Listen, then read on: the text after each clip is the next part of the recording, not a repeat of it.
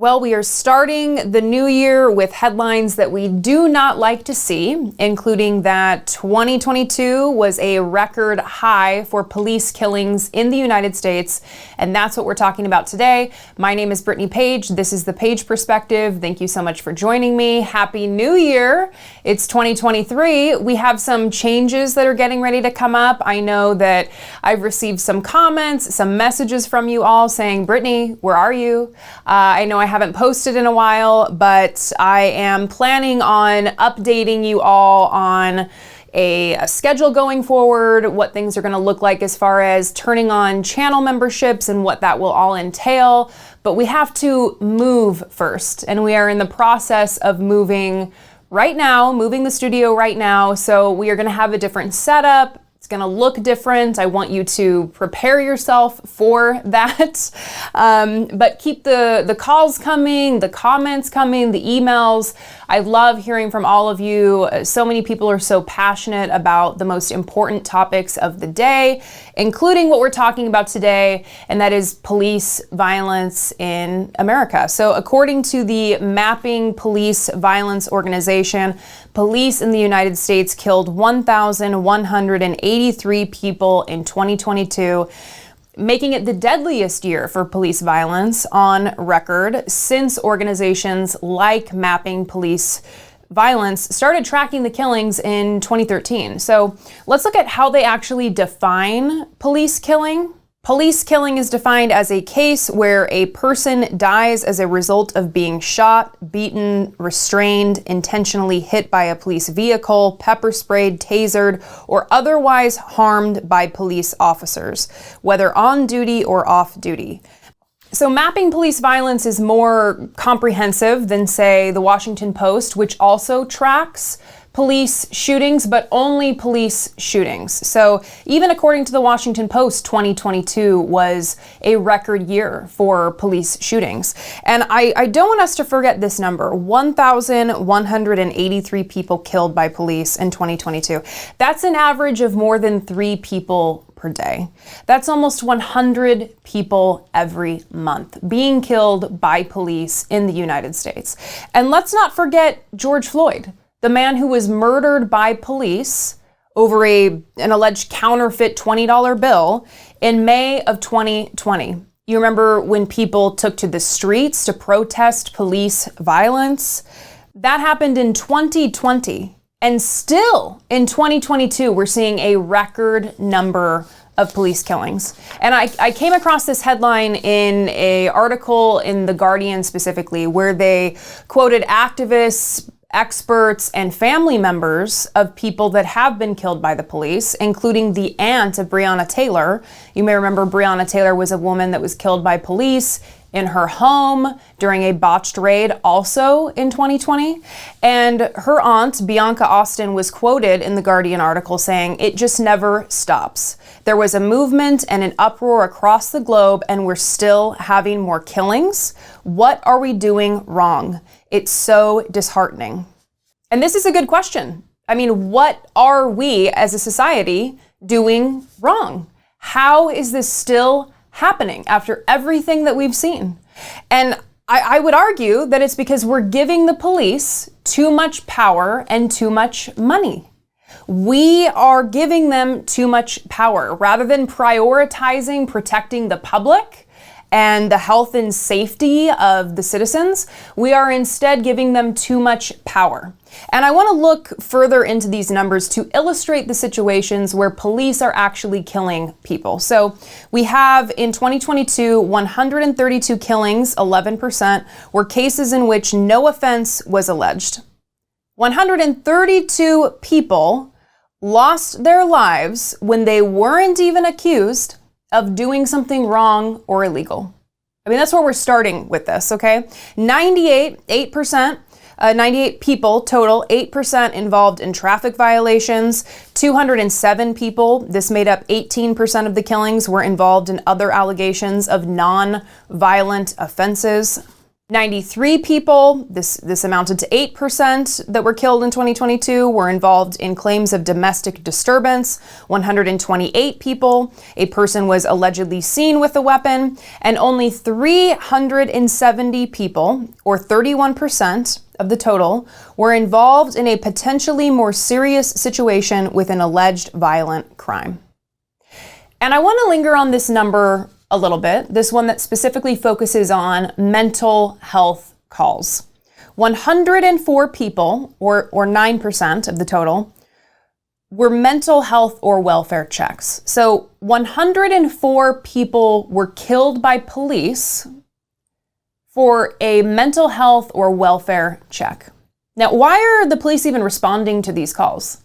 I mean, it's 2023 now, it was 2022. And we're still having the police respond to these calls. When we know what we know that the police responding to these calls increases the likelihood of violence and death in situations where you otherwise don't need it.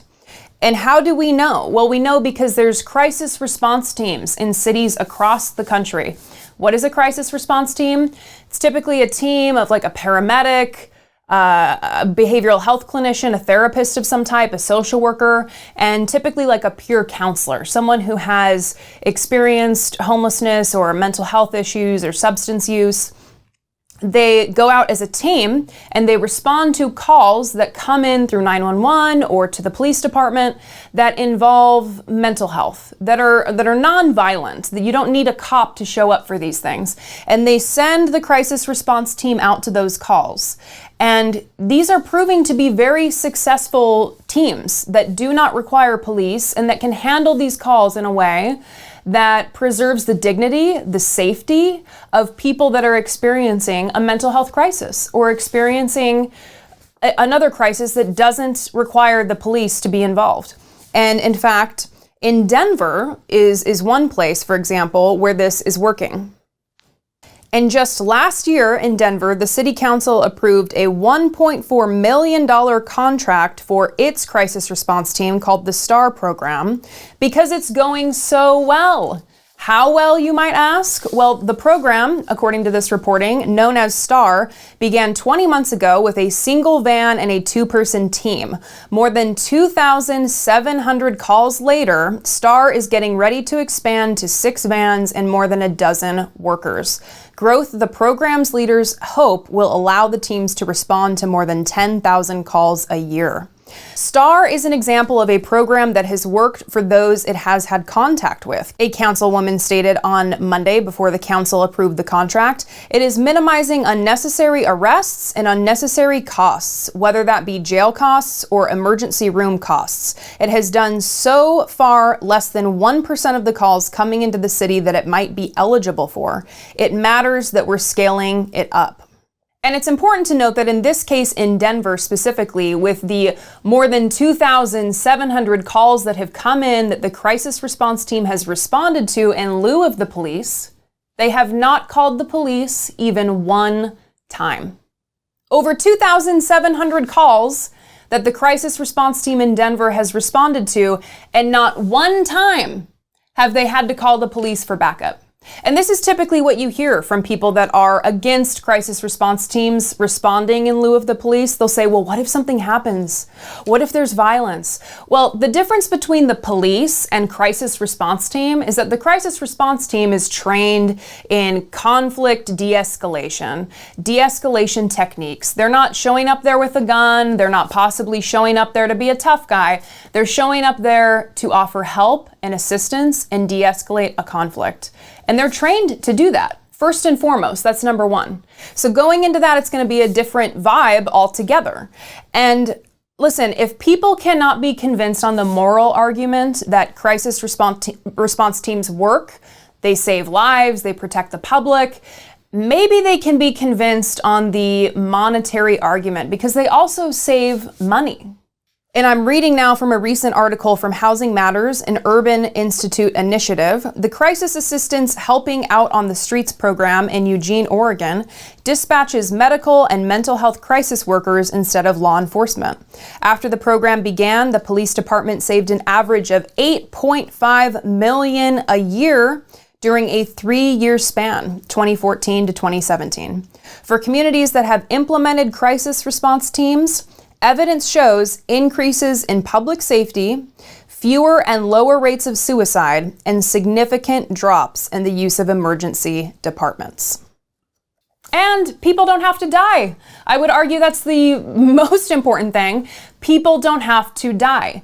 But, if you can't be convinced on the moral arguments, and I'm speaking to, I guess, conservatives right now, then maybe this monetary argument will do something for you. Maybe there'll be some movement there that you are able to support crisis response teams in lieu of the police because, hey, it saves money. And we're obviously doing something wrong because these police killings each year, the number, it's consistent. So in this graphic you're seeing right now, the Mapping Police Violence has updated that number for 2022. Since this is the Guardian article that was published, you'll see there that it says 1,176 for 2022, but it's 1,183 for 2022. In 2021, we had 1145. In 2020, 1152. In 2019, 1097. In 2018, we had 1140. So these are consistent numbers across the years. So we are doing something wrong. This is not progress. Conservatives like to whine about the phrase defund the police, and we can argue about whether or not that's an effective phrase and whether or not it sends the wrong message or it discourages people from wanting to engage with the actual argument. But it seems like what's difficult to argue is that we need systemic change, and rather than continuing to invest in the police and give them, these insane budgets and all of this power, that we need to redirect some of those resources to things like crisis response teams. And listen, I haven't even gotten into the racial disparities here, but of course they exist. Reading from that Guardian article, Black people were 24% of those killed last year, while making up only 13% of the population. From 2013 to 2022, Black residents were 3 times more likely to be killed by police than white people. The inequality is particularly severe in some cities, including Minneapolis, where police killed Black residents at a rate 28 times higher than white residents, and Chicago, where the rate was 25 times higher, Mapping Police Violence reported. There's a racial disparity even in the number of people the police killed while running away. 1 in every 3 people killed by police was running away, driving away, or otherwise trying to flee. Black and brown people were more likely to be killed while fleeing. This is unacceptable. It's horrifying. It is something that doesn't need to happen. It is something that we can change. This is what we talk about when we talk about the system needs to change. We need systemic change. It's in the aftermath of the protests, in the aftermath of George Floyd, Brianna Taylor, all of these prominent examples in the media that we've seen that mobilized people to go out to the streets. And we're still seeing these numbers. But it's something that we can change if we push for it. If we don't get into meaningless fights about, is defund the police a phrase that we should be using? The reality is that we do need to redirect sources from the police. We need to take the money and power away from the armed agents of the state that are killing people, including people that are running away, that haven't been charged, that haven't even been accused of anything. It's time to take that power away, to protect the public, and invest in things like community health, like crisis response teams. That's what our priority needs to be if we really want to change this. What do you think? I'd love to know. You can call 657-464-7609, or you can send an email to idoubitit@dollemore.com. You can also support our efforts here on Patreon using the link patreon.com/idoubtitpodcast. You can also follow me on social media. I'm at Brittany Page on everything, the new one, Post, not using it totally yet, but I'm on there. So when Twitter goes down, I have a backup, I guess. Okay, that's gonna do it for me. Again, I would love to know what you think. So many passionate, awesome people in the audience. Please call, send me an email, leave me a comment, all of the things, and I will look forward to seeing you next time.